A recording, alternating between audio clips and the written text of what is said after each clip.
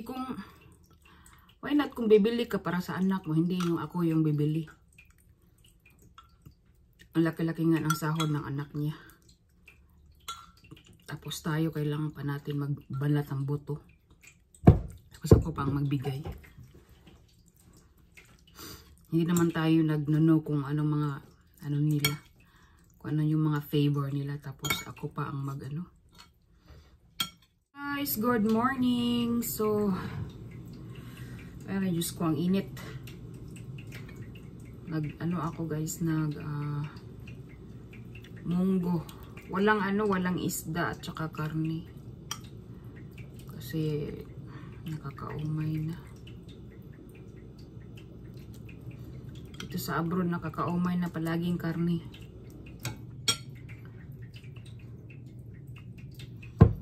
So, kain tayo guys.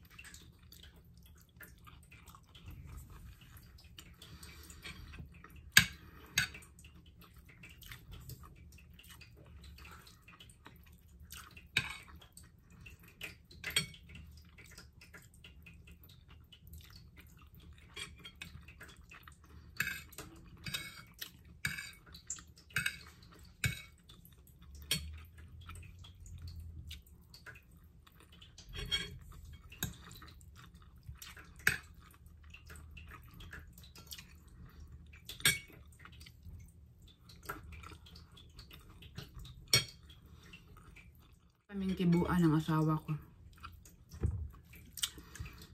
Kasi nainit ako kahapon. Alam mo yung ano, yung masaya tayo sa ating mga shopping, yun naman ang kasiyahan natin.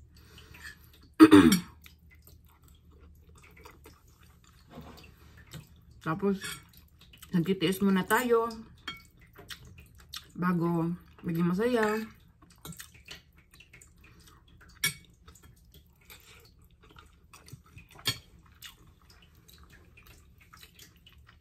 So, nag-order ako sa Shein ng 3.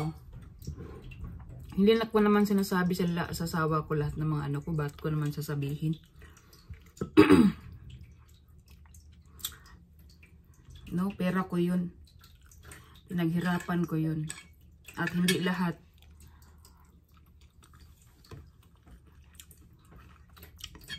At hindi lahat kailangan sabihin sa asawa. Para sa akin lang ha. Depende na lang sa asawa kung mabait.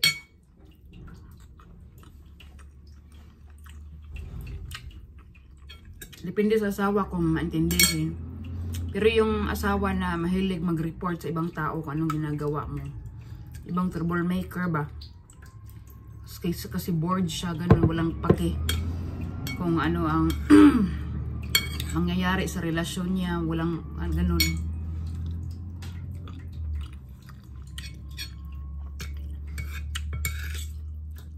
Siyempre, ganun naman talaga ang mga broken people.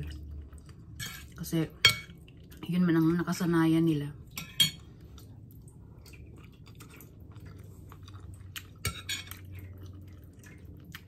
Kaya palagi iniiwan ng mga asawa. Yung iba nagkaapat na ng asawa.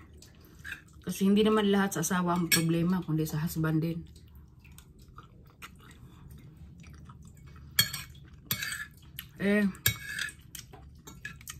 Ang saya-saya ko kasi mura lang. Nang 3 yun nabili ko sa sa Shein. Sabi niya, ibigay mo yan sa anak ko. Isa. Parang nainis ako kasi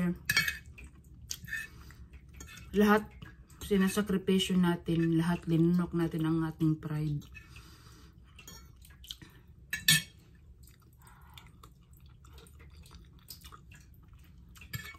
pati kunting kasiyahan natin, kailangan pa natin i-share sa iba.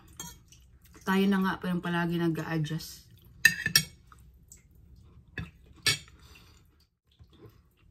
Kung why not kung bibili ka para sa anak mo, hindi yung ako yung bibili.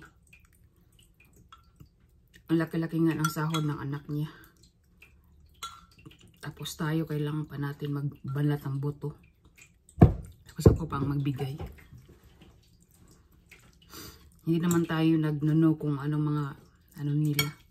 Kung ano yung mga favor nila. Tapos ako pa ang mag-ano.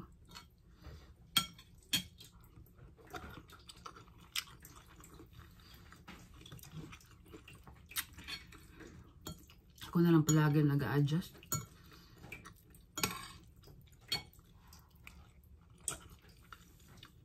Yung, ano ba? Walang pakiramdam sa ibang tao kung anong feelings ba. Ang ganun, nasobrahan. Yung mabuti lang sa bibig, yung magaling lang sa bibig.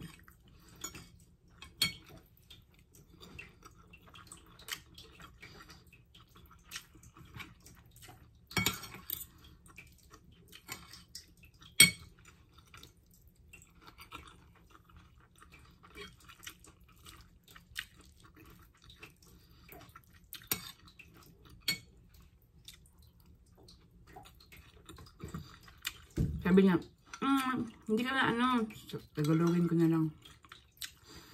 Hindi mo na kailangan papunta sa ano ko. Feeling victim. Kinakain mo lang lahat ng mga sinasabi mo.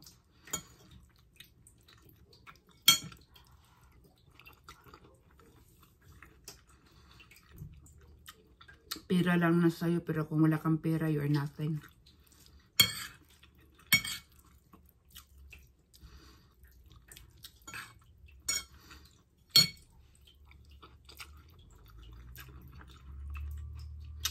Sabi kong bitter din yung asawa ko eh. Ganun man talaga yung mga magaling sa bibig. Palaging bitter. Kasi, ano lang. Kasi, yung mga bibig nila sugar coated lang para convincing tingnan.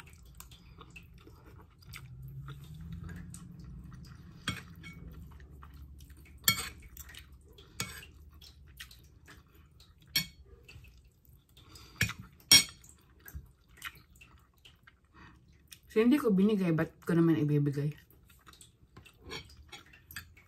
Bahala siya kung magawa siya ng mga istorya. May awa ang Diyos.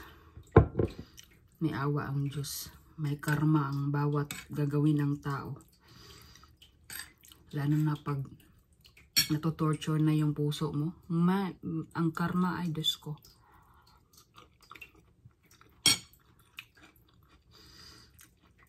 Wala kaming kibo ang malis. Matanda na kasi. Yung mga binibigay niya sa akin, appreciated naman tayo. Kaya nga, di ba, nagsistay tayo kasi appreciated natin.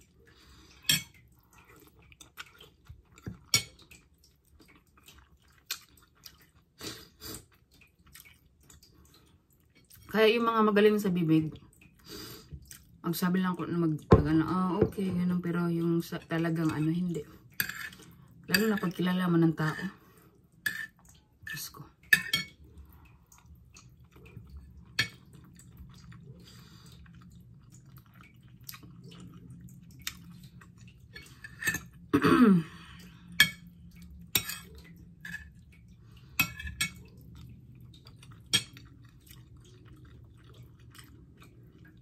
Kaya nga, usually broken ang relationship kasi hindi sila marunong mag-value.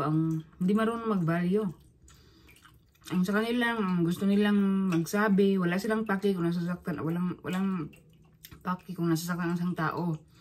Basta, ang importante yung masaya sila sa ginagawa nila. Either negative yan or toxic.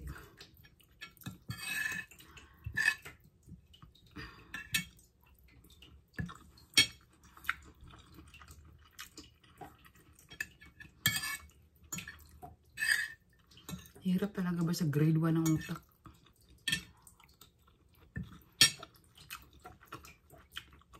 Walang empathy, mababang empathy. Iwan ko, asan na yun?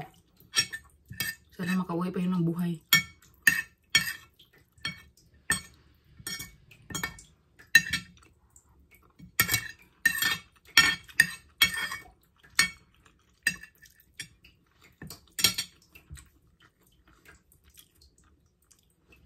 Ang galing sa bibig. Pero yung action very opposite. Mabait lang pag nasa ibang tao. Tsaka, tayo kasi pag kain tayo, kain talaga walang kapalit. Sa kanila, ang iniisip nila, pagkain ka sa ibang tao, nag-ano ka ng kapalit. Siyempre gawain nyo, di alam nyo. Di sa atin, pagkain tayo, kain, walang kapalit. Sa kanila, merong kapalit. Siyempre, ba't mo alam? Hindi, gawain mo, di ba? So, yun lang guys ang aking vlog. Nagpalabas lang ako ng sa loobin ko. So proud of myself na matapang ako. Matapang in a way na, in an educated way. Hindi yung burara ang bibig na, tapos parang, yung mga walang consideration, yung feeling lang nila yung tapos walang consideration sa ibang tao. Hindi tayo ganyan kasi sa atin. Hindi lang bibig ang tinuturo sa atin, kundi yung truth. Dapat din makikita sa action. So yun lang guys, no? Thank you so much for watching my vlog. Palabas lang ako ng aking saloobin. So, hindi naman tayo makapalabas ng saloobin sa Facebook kasi sabi ni Meta, bawal ang hate. So, ano lang talaga. Ano yun? Pero marami naman mga content creator talaga na pero sa akin kasi nga, maliit pa ang bahay ko. Pero dito na lang sa YouTube, mas mas okay pa. Thank you guys for watching. Bye!